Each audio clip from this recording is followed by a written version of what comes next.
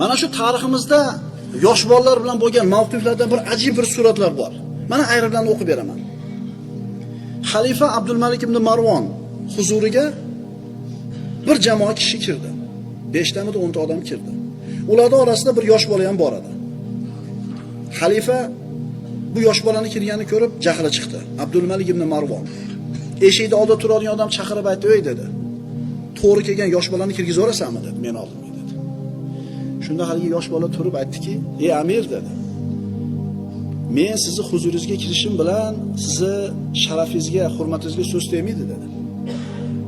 "Ammo men uchun sharaf siz oldingizda turish" dedi. "Bizning yurtimizga mashaqqat keldi. Oziq-ovqat yo'q bo'ldi. Sizlarda ortiqcha mol bor ekan. Yosh bolani gapi xalifaga gapiryapti. Agar ular ana shu mollar biz uchun bo'lsa, nimaga bermayapsizlar? Qiylandik biz. Agar u sizlarning qo'linglardagi mol Allohning mulki bo'lsa, bandalarga beringlar. Agar u mol qo'linglardagi sizlarniki bo'lsa, bizga sadaqa qilinglar" dedi.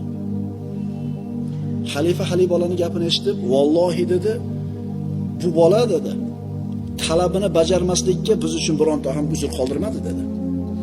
"Meni molim desa javobni aytib qo'ydi. Allohning moli desa javobni aytib qo'ydi." Birodarlar, jur'atli bolani pul bilan o'lchab bo'lmaydi qadrini. Yurakli, jur'atli bolani o'lchab bo'lmaydi. Umar ibn Abdulaziz xalifa bo'ldi. Uni tabriklash uchun atrofdan elchilar kelishni boshladi. Hijozliklardan bir jamoa kirdi, ularning boshlig'i 10 dan o'tmagan yosh bola edi. Yoshi 10 dan oshmagan yosh bola mana shu hijozliklarning jamoasini boshlig'i bo'lib kirdi. Endi hamma xalifani xalifa bo'lganligi bilan tabrikladi.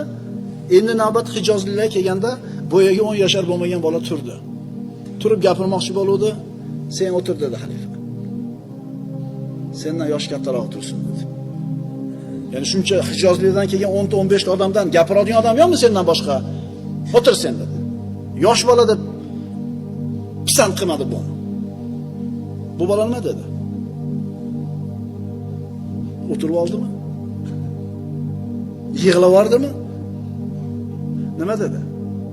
Qarang, shu 10 ta odamga boshliq bo'lib keldimi? Demak, shunga loyiqda bu bola. Alloh amirni isloh qilsin. Kishini qadri ikkita kichkina narsasi bilan bo'ladi. Qalbi bilan, tili bilan dedi. Yoshi bilan, bo'yi bilan demayapti.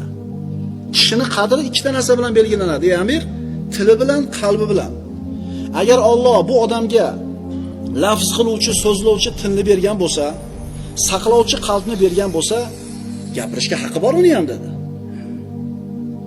Agar dedi, siz aytganda faqat yosh bilan bo'lganida ish dedi.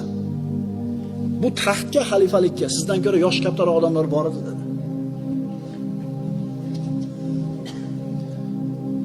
Qarang, bu kimga gapiryapti?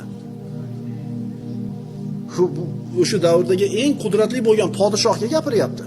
Agar siz aytganda faqat yosh bilan bo'lganda odamning qadri, bu taxtga sizdan ko'ra haqliroq yosh katta odamlar bor edi deyapti.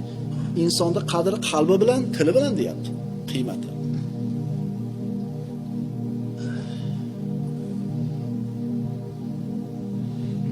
Shunaqa bolangiz bo'lsa bilasizmi, yig'lab yorasiz. Yig'lab yorasiz. Bir birodarimizni 2-sinfda o'qiydigan bolasi shu maktabidan kelyapti. Katabasining uyiga to'tonon ko'tarib kiribdi. Ko'tarib kirsa, haligi katabosi kim bilan kelding desa, o'zim keldim deyapti. Nonni kim bersa, o'zim oldim deyapti. Nimaga desa, har safar dadam kelganda to'tonon ko'tarib kirardi-yu deyapti. Nima degani bu? Kimdan o'rgandi buni? Agar kirib turib otasidan, enasidan pul yo'mirib chiqib ketayotganini ko'rganda, kirib turib nima qilardi bu ham?